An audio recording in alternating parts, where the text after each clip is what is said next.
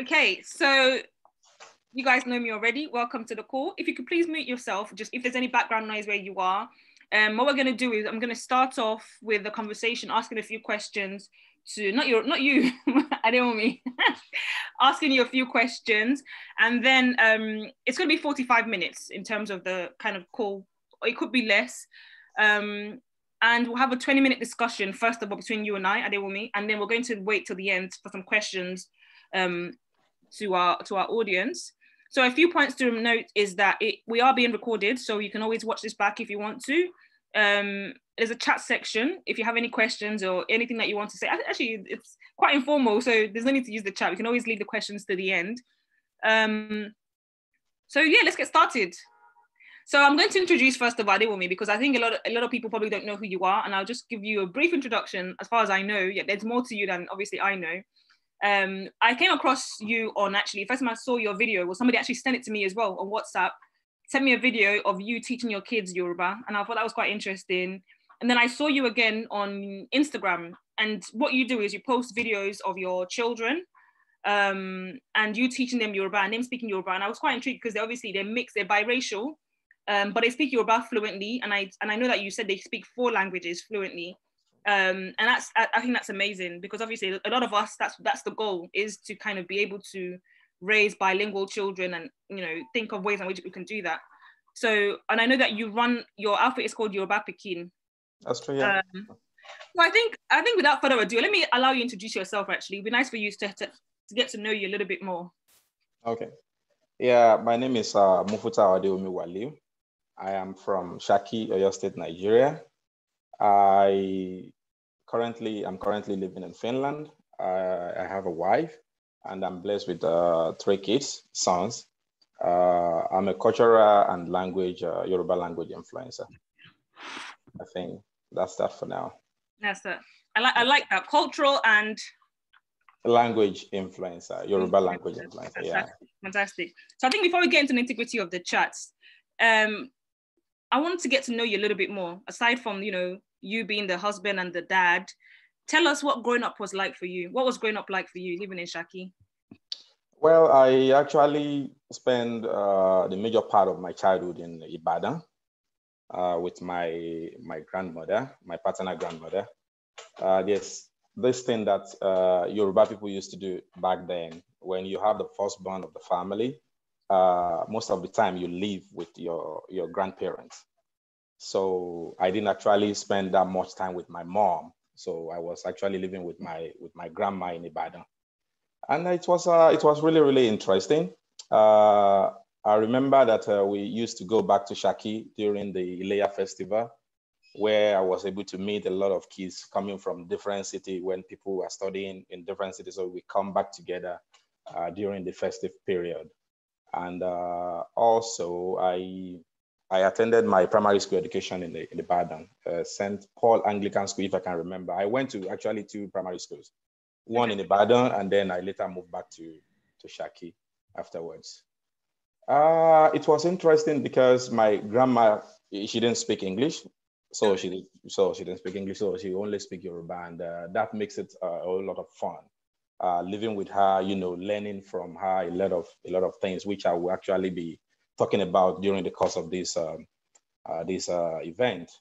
Okay. So it was really nice. It was really nice. Growing up was really, really interesting, must say. So I guess you would say that your grandmother kind of played the biggest role in shaping your identity and your language, like you being able to speak Yoruba. Exactly. Actually, it's not only about Yoruba, it's about the culture in general, you know, the tradition and the culture. So yeah, one thing I want us to know is that, you know, kids develop their sense of identity by actually picking up messages from their surrounding society where they grow up from, and then most especially from the adult significant figure in their life. And in my own case, it was actually my grandmother. You know, she taught me everything that I know about the tradition and about the language. For example, I could remember vividly when I was young, she would say, you know. So this tells you how, I mean, from my tender age, I was exposed to strong Yoruba Yoruba vocabularies. When my grandma would say "Emi omo erin," as a child, I was like, omo erin. I know elephant is erin. So why would someone call herself "Emi omo erin"? You know, so it's really, really funny back then. And then it wasn't really easy to summon up courage to ask her directly that, why would you call yourself omo erin? You know. And then one day I just asked her, why would you call yourself omo erin? Erin is an elephant. So, and then she told me that it's just a way of telling you that she's strong. She has a very strong background. Her family lineage is very, very strong and stuff like that. So, you know, and it was really nice. And also I could remember I learned a lot from her, from table manner to how to respect your elders in the society. Normally when she give us food, she would tell us that you have to finish your food before you eat your meat. So this kind of teaches you how to be self-dependent, how to be patient, you know, endurance, and so many other things like that. So if you cannot eat your food before you actually finish your meat, and it was really, really nice. I think most of all these things that I learned from her kind of shaped me up to the kind of man that I am today. And she will also tell you that even if someone is older than you by just one day, you have to give respect to them. Yeah.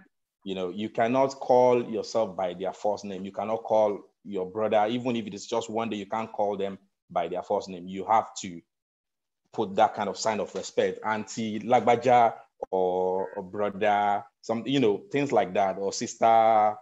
You know, the conversation about respect, I think that's something that a lot of us are instilled with, but I think this is a topic for another conversation entirely. But I feel like sometimes, you know, with this thing about adults and our culture is a culture of respect, right? And that could be a negative and a positive thing as well. But I think it's also very important that we teach our children respect. But sometimes it can be something that holds us back as a tribe, Yoruba people. But we can talk about that another time, because even with the issues we have in Nigeria at the moment, with all these old people trying to kind of usurp their kind of authority and kind of use the agbalaje. So we must always be on top. We must always be the ones ruling and authority. And we believe that. But sometimes this culture can be a good and a bad thing. But I think that's a whole topic for another day. So my question is, you know, you mentioned your grandmother, and I also, oh my God, you know, I also grew up with my grandmother as well. So a lot of things that I believe in, and you talk about respect, talk about, you know, using proverbs and stories. I also grew up around that as well.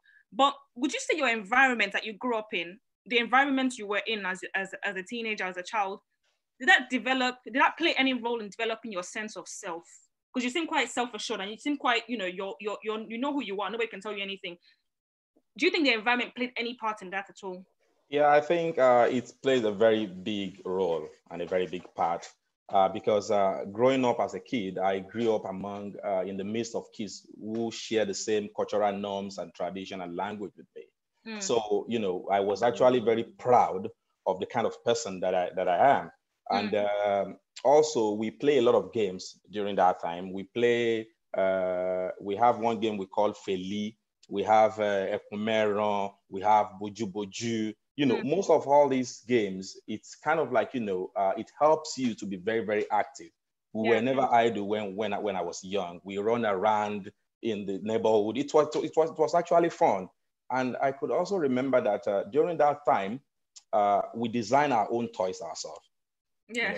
You know, you don't go to shop to buy your toys. You have to design your toys yourself. And this tells you a lot about, it reminds us about the kind of environment that we are actually living in. And even if you go to shop to bring your own toy, it wouldn't actually go well, or it won't go in line with what you have in the society and in the neighborhood. So this kind of teaches us how to be very, very creative, and how to be handy. And then learning language was very, very easy because you play with kids that come from different backgrounds. And mainly kids that I grew up with, they speak mainly Yoruba. Right. So I was actually proud of the language and proud of the culture right from when I was a child. Yeah. You know, and also there is this saying that in Yoruba they will say, "Ojumeri lo bimo, igba oju lo nwo." You know, you have just two parents, but the whole society will come together to train you, to mentor you, to raise you. So to a great extent, I would say that the environment, yeah. I think our formative years, I agree with you, and I think our formative years are very important in terms of developing our identity and developing that sense of self. And one of the things I always say is that even if the environment is not there, like for example, I think most of us on this call are in the diaspora, and when the environment is not conducive, as you said, you are surrounded by Yoruba language. So for us, being in diaspora, not being surrounded, some people say that to a certain extent, even though we have lots of Nigerians across the world, the environment plays an important part. How do we make an environment conducive for us to kind of give our children in that formative years a sense of self that we want them to have, a sense of identity that we want them to have? How do we create that environment? How do you create that environment in your home? Okay, so the first and the most important thing is to try to create time for them. Try to create time for them, because in my own case, for example, when kids are trying to learn, they ask a lot of questions. And I have 3 sons. So when this one is asking me a question, the other one is asking me a question, the other one is asking me a question, and I have to actually respond to all of them. 3 of them. So, you really, really need to be calm, and you have to be patient before you are able to deal with these kids. And another thing is that if you really want to create this kind of environment, a calm environment for them to be able to learn the language, you need to kind of like, fabricate something that it's very, very close to what you actually have in Nigeria. Here, for example, when they grow up in the morning, they have to greet me. When they wake up in the morning, rather, they have to greet me, Ekaro daddy, and they are used to it. That sorry. No, it's fine.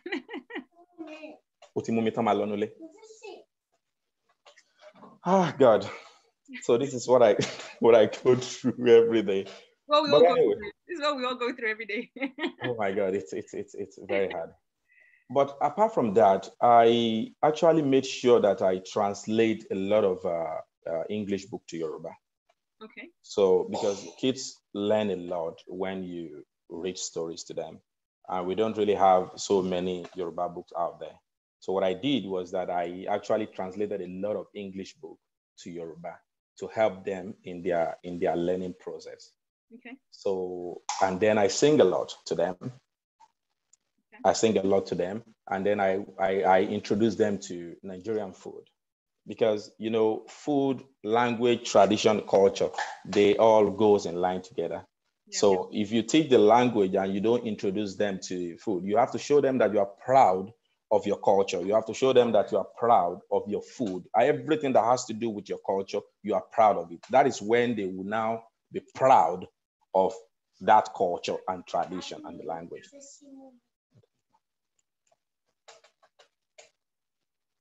Yeah, I agree. I think the environment I think you can create an environment, and as you said, it's about, those little daily things that you do, those little daily rituals, as you say, like in the morning, you must make sure you greet in the morning, say good morning, even if it's not a big sentence. There's certain ways that you can start off small. Good morning, the food is an important part as well, because you can actually get kids, when you get them involved, and even as on your daily trips going out, what me and the girls do when we go out, like we play a game of I Spy, Mori. Okay. We see different things, and they learn new words, new vocabulary every day, because we're constantly learning. So kids are like sponges, as you know. They take everything around them. And I think the environment is actually very, very important to create that environment for them where they know that, okay, in this house, so Yorubani, and will be me. My parents are Yoruba. Yeah. So these are the kind of things that we say in our house, and these are things we say outside as well. So I think the environment is very key. My next question is, looking at yourself as a parent, to what extent do you see yourself as an active participant in your children's identity formation? How are you? Do you think you're a key? I think you answered this already, but I want you to elaborate on this a little bit more in terms of how you see yourself. Is it an active participation that you'd say that you, for the identity, that you purposely do, or is it like are they a product of the environment? Well, I would say that, like I said earlier on, that in my children case, I am actually the adult significant figure in their life. So they are actually learning a lot from me. And I made sure that I teach them how to be respectful. And at the same time, we do a lot of singing, and most of the time when they are in the shower. So we have a lot of rituals that we do that kind of like, help them to, I try to create some kind of environment like the one I used to have when I was a kid. I right up till now, I still create their own toys for them. Of course, we buy toys from the market, but I still try to create toys for them. And then I still tell them Yoruba folk tales at night. So I've been trying to, I want them to see the fact that I am very proud of the culture and the language. And it is only when you are proud of your culture as a parent that your kids will be proud of it. Because if you don't have any kind of interest in your language, there's no way you'll be able to tell your kids to have the same interest in the language. So I think that's, oh my goodness. Malo. So would you like, how would they describe themselves? Because I know they're biracial. Their mom is Polish, right? Yeah, that's true. Do you think there's some sort of, how do they identify? If someone was to ask them, where are you from? What do you think they would say? They are hybrid. The reason why I say that they are hybrid is because in this family, I would say we have our own culture. We have our own culture in the sense that we've been able to bring together both culture, both the Yoruba culture and the Polish culture, to make just one culture. So if you ask them actually that where are they from, it depends on the person that is asking. Right. So if, for example, if a Nigerian is asking them, where are you from? They will tell you we are Yoruba, and then we are from Shaki and stuff like that. And if a Polish person is asking them, they will tell you we are Polish. So, and you don't see that causing any kind of issues in the future where we're not quite sure where they fit in. Like, we have some, like, I have a lot of people who tell me, like, growing up in the UK, I was stuck in two different worlds. On the British, when I go outside, I'm British. When I'm inside, I'm Yoruba. So there's always that pulling to not really being secure in one identity and not really knowing, where they fit in. Do you think that might become, how do you kind of fight that kind of, or counteract that as they at this age, this formative years of their life, for them to be kind of instilled in themselves and who they are? I think something that you haven't thought about yet. I think what would have caused that problem is if we haven't been able to imbibe them the language and the culture. Right. But this is one area that we believe that we have done greatly well.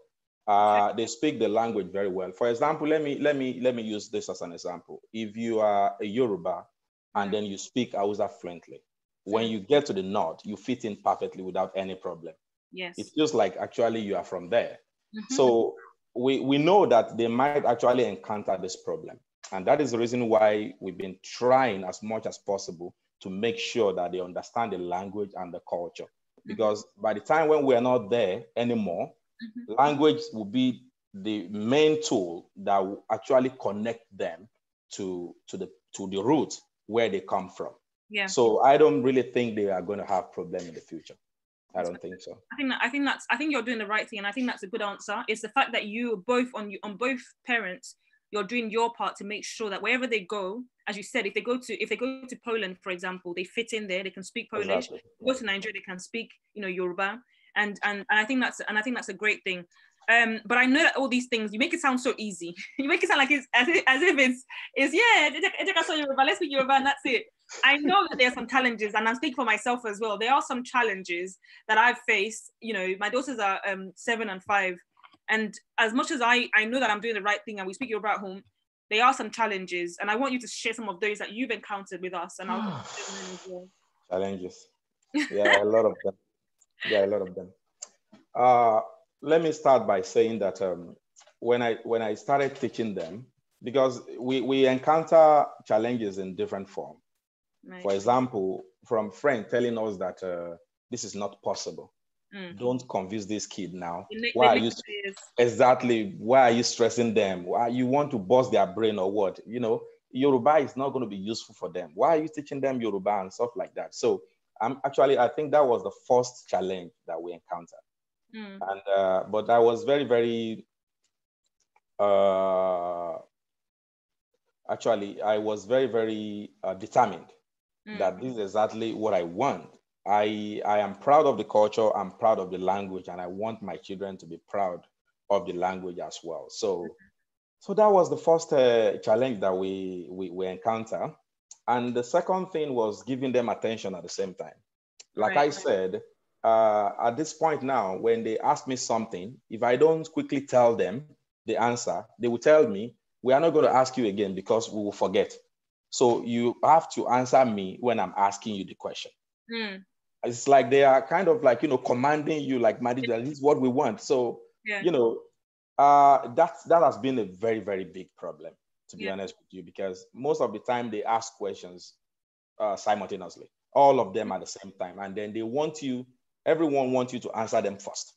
So Yakub will tell you something, I will tell you, I want you to answer me first, and Kami will do the same thing, and Adam will do the same thing. So it's been very, very, very difficult in that area. It's actually easier to say, let me just speak English. It's actually easier to just speak English. It's harder to speak Yoruba, to explain things to them. When you're tired, you had a long day at work, and you come home, and the 21 questions just come. So I totally understand what you're saying right there. Yeah, exactly. And another thing is sometimes the way they try to form their sentence. One area where they are actually having problem, now I won't call it problem because Yakub is actually catching up, is, for example, if they want to say, Sokoto Yakub, Yakub trouser, Sokoto Yakub. Now they will now say Yakub Sokoto. Yeah. You understand? So I think, yeah, exactly. Yeah, exactly. I think it's because of the Polish language. It's because of the Polish language. Maybe that's the way they express themselves in Polish language. So I have that problem right now, but Yakub is catching up. Sometimes when he makes that mistake, and I will just make some kind of face to him, like, what do you say? Then he will correct himself. So there are things that, in the beginning, I just let go, that it's okay. But now I'm trying to correct them to make sure that, they get it right. Yeah. And also, they are very, very manipulative in nature. Let me explain to you. Explain, please. You see, there's one big problem when your kid speaks many languages. Right. When they are multilingual. Like, for example, if they want to watch cartoon, and then their mom will be standing right beside me, and then they will ask their mom in Polish language, "Mommy, tell daddy to put to switch on the TV," And before she will answer them, they will tell me in Yoruba immediately, "Daddy, mommy is okay, cartoons in your remote So, but she actually, they're not playing you. Exactly. When she tell them there's no cartoon today, then they will translate and tell me in Yoruba that mommy said you should play cartoon for us. Can you? So right there where their mom is standing, she's been sold already. So you speak Polish. You don't speak Polish then? I don't. Oh, nice one. I don't. Actually, my wife speaks better Yoruba compared to me speaking Polish. So, That's interesting. So they've mastered the art of manipulation by being able to speak multiple languages. That's a good one. Exactly.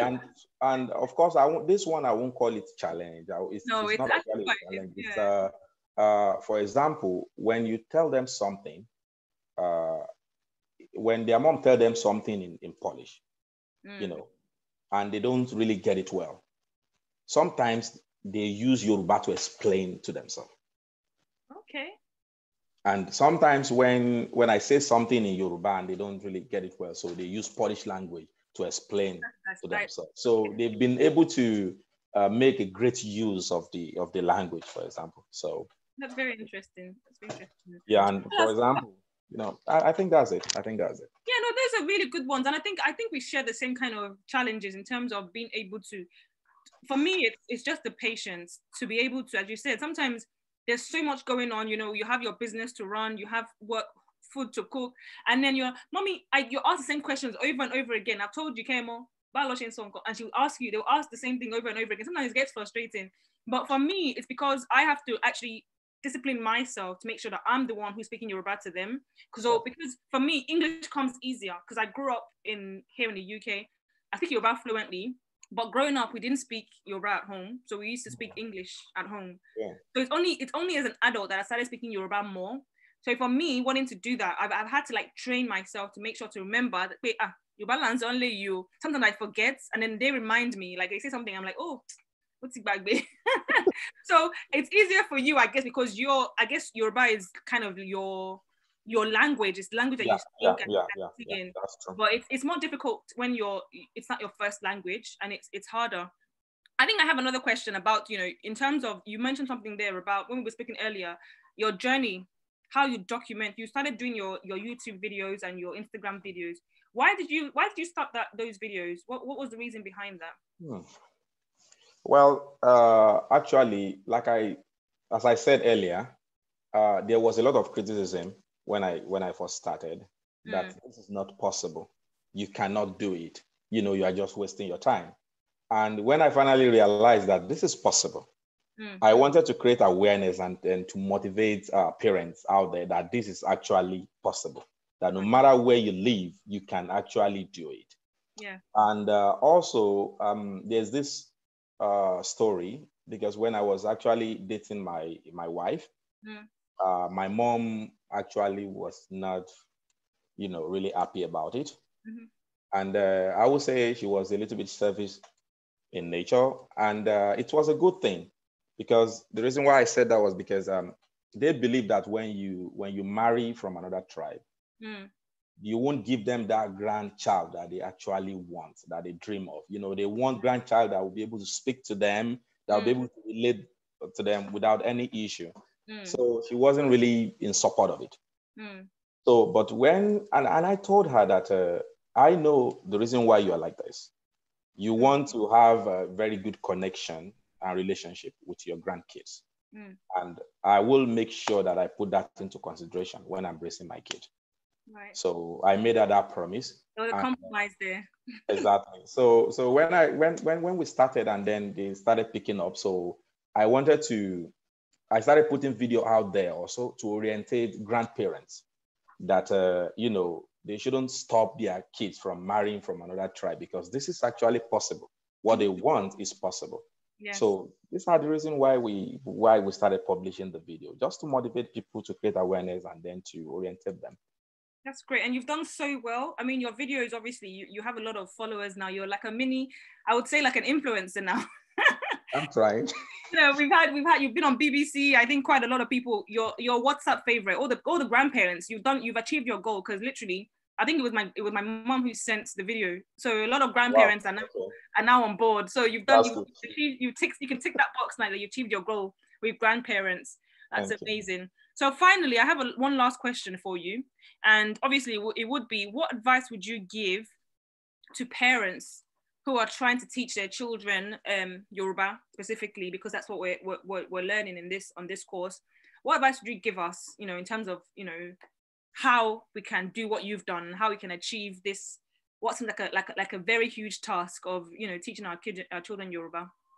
So I was actually expecting that question. So I made list of points, because I really want them to have this information, so that it will help them when they are trying to teach their kids Yoruba. Right. One thing I want to do is to encourage them that it's a good thing to introduce their children to the culture and tradition, because that will be the only legacy. It's a very good thing that they can give to their children to make them feel connected to the roots and to the place where they come from. One thing I want you to realize is that an average Nigerian is bilingual, So if you don't teach your kids the language, you're actually depriving them of that opportunity. Because when it comes to learning language, kids are very, very good. So why deprive them of that opportunity? So I want to encourage parents that it's a good thing that the kids have the potential. So they should actually let them learn the language.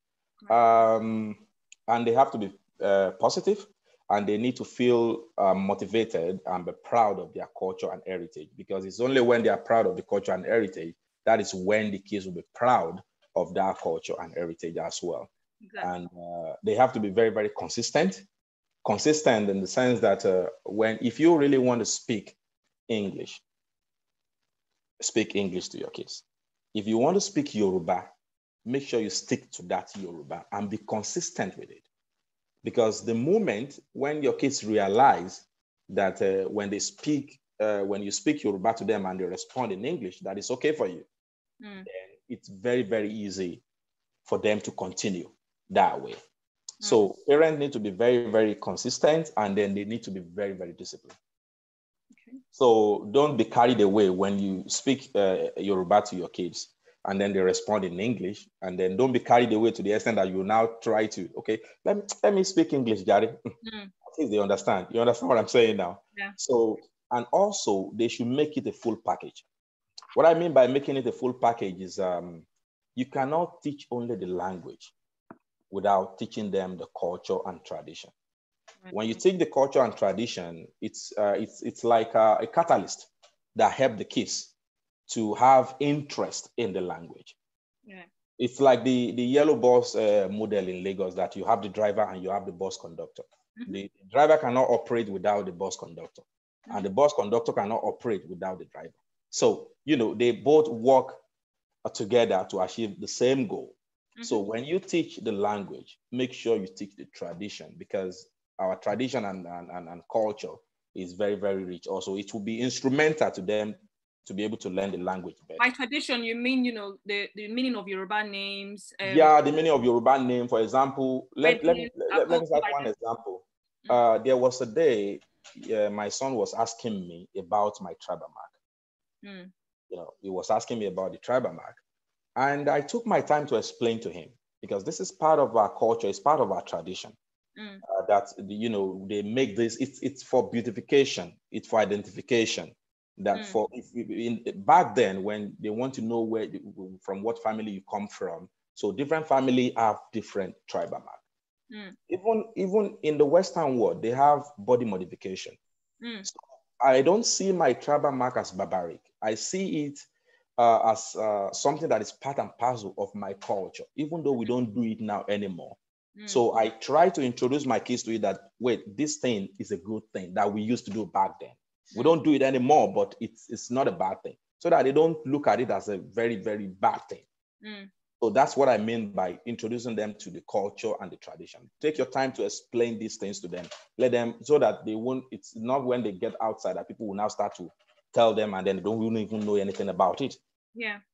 And like I said, create a great learning environment for them, like something that is very close to what they will have in Nigeria. How do you do this?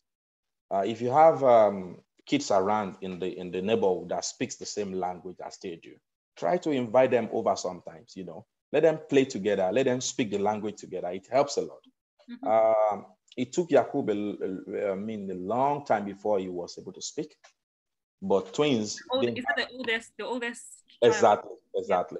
But twins they didn't have that problem. Why? Because Yakub was already there. He went through the foundation process, and then they were able to learn from him.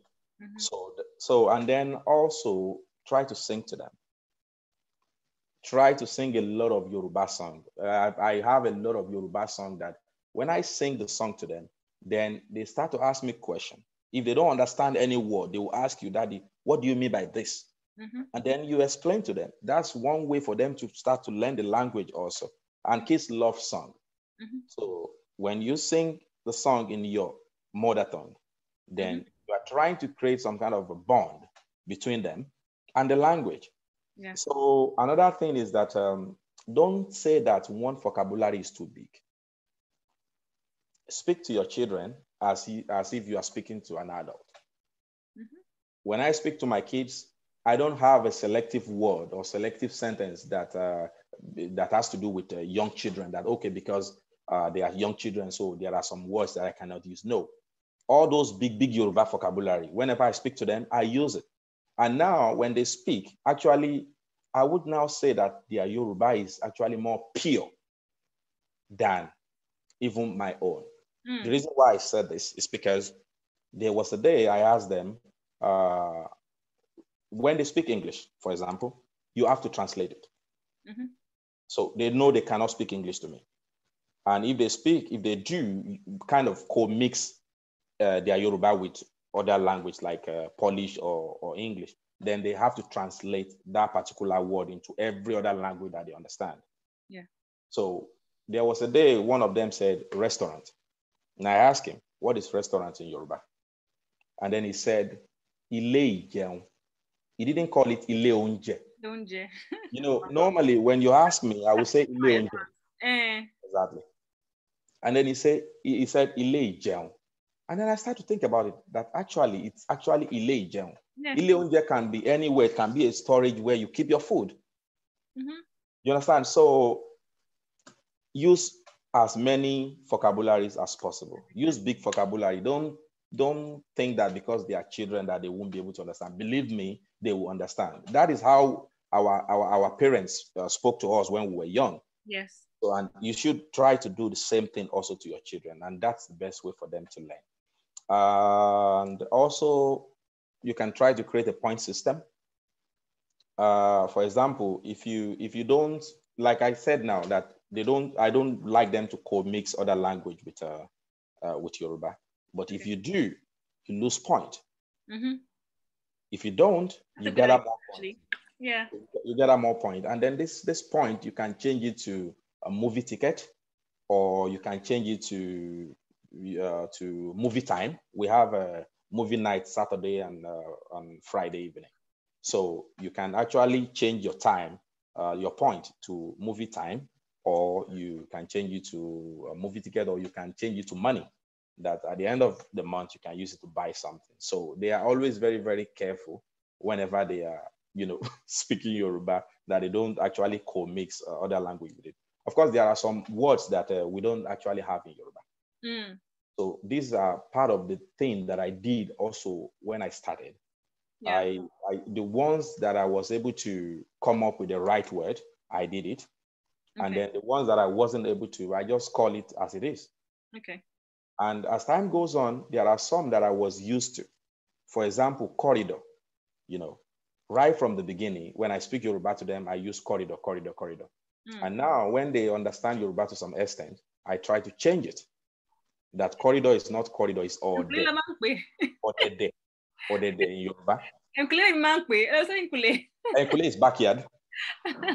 So, I try to change it like that.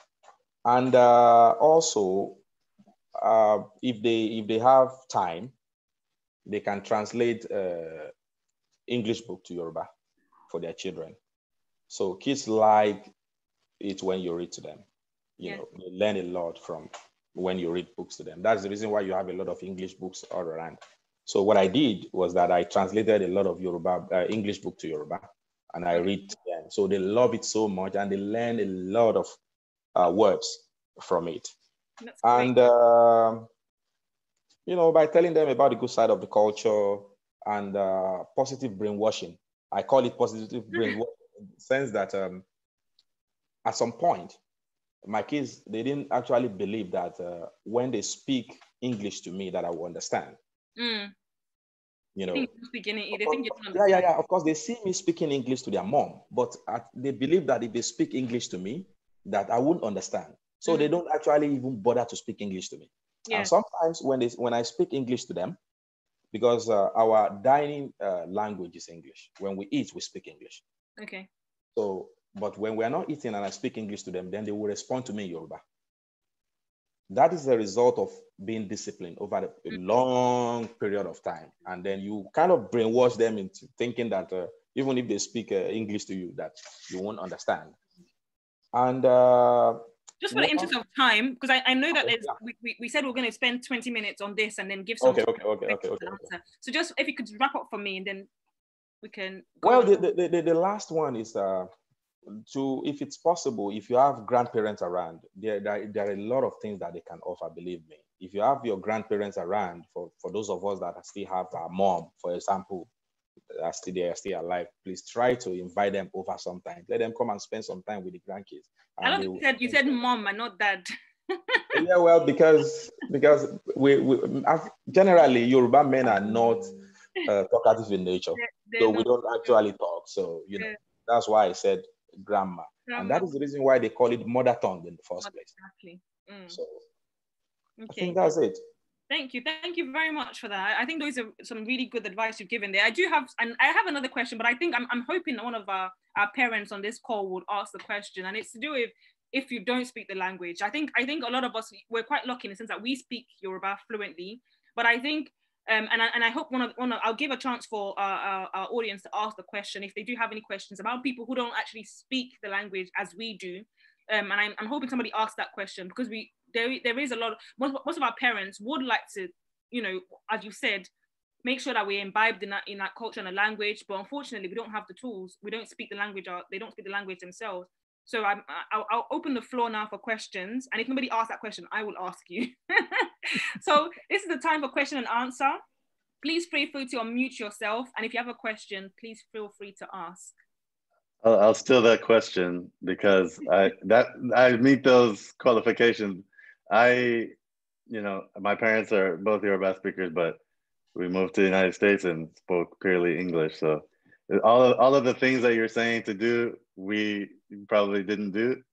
So, but it became a language that I overhear. So, let me try to decode what my parents are saying, and then fireworks. And then try to. There's a lot of background noise. If you can hear it, just ignore it. Sorry, go ahead. Okay. Yeah, I would just decode, and then that's where I would learn Yoruba just from listening in. And then eventually in Texas, there became some cultural programs and language programs. And then eventually I took a course in university, and my dad actually taught the course in university that I learned a little bit more, but really they learned, even my kids are probably bypassed me just from doing the course this summer and the YouTube videos, because they can count, they can do all these things. And I'm sitting with them trying to pretend I'm confident and I know what is going on, but I'm learning too. So it's interesting, but you provided a lot of good tips on, and I've always agreed with the grandmother part, because my parents live, they have to get on the plane to get here, but I always stress, hey, can you give me some Yoruba songs, and can you, visit as much as possible when we're not in a pandemic? But those are the things I know that we can leapfrog me. I'm the one that broke the chain, I guess. If we can leapfrog me and let the grandparents transition it on to the kids. So I think there's something there. So do you think you're a lost cause? Just as a question. No, I think what we're doing now, and it's me even participating with my kids, and all those tools that are way back there that are not that strong, is like, okay, now I know I can go do the app and do different things to boost my skills up again. But not a lost cause, but at least I know enough about culture and a little bit about language just to know, are they on the right path, and they can kind of take it from there. But I don't think I'm a lost cause. No. That's good. I was going to say that you're not, because as you I don't know, you can say something there in terms of how you think for parents who don't maybe have those tools to be able to teach their children. What would you advise, or what would you say that we should be doing, or can be doing? Well, register them for Yoruba language lesson with a culture tree, for example. Let them take a lot of online classes in Yoruba. And if you have a very big Yoruba community, like I said earlier on, try to invite kids over, kids who speak Yoruba, for example. Let them mix, let them play together, because kids learn easily when they are in the midst of their peers, So try to invite kids over, let them speak. And then also the grammar part, it's like a game changer. So for example, if you don't have grammar, for example, then one other thing that you could do, it might be a little bit difficult, but it's something that I've been doing, is to make sure that we travel to Nigeria at least once in a year. So we do that a lot. And even though my kid speaks Yoruba, what I do is that whenever we are in Nigeria, I leave them with my mom, and I make sure that they are able to mix with other kids from the neighborhood. So if the kids are playing, if they are chasing goats, my kids are there chasing goats with them. You know, and we will do this sometimes for like 1 month when they are there, that I will be doing my own things. Just leave them, let them mix with the society, let them play with other kids, you know. It's helpful. It's helpful. Okay. It's helpful. So it is doable. So it's doable for a parent who doesn't speak the language themselves. It is. Okay. But are they equipped enough? Do you think that's something that can happen? What is your feeling about that? Can a parent who doesn't speak Yoruba have kids who speak Yoruba? I think it's possible. Okay. For example, I have friends here who actually they speak Yoruba, okay? But they don't speak English at all. When you see their children speaking English, we live in Finland, it's a Finnish-speaking country, so we don't speak English. But when you see their kids speaking English, you'll be wowed. Where did they learn it from? From TV. They watch a lot of cartoons in English, for example. So if you are a parent that don't speak Yoruba, try to make sure that your kids watch a lot of TV program that is in Yoruba. We have a lot of resources out there now. Culture Tree is there. There are some other people doing apps and everything.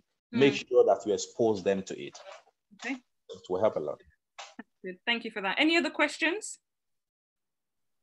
Feel free to unmute yourself and ask.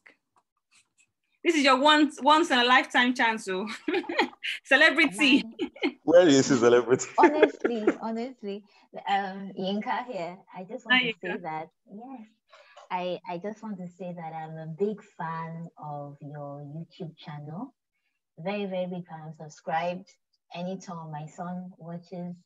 And for me, I actually, what you were saying about Yakub teaching the younger one, that's very much my ambition with my first one. I also have two.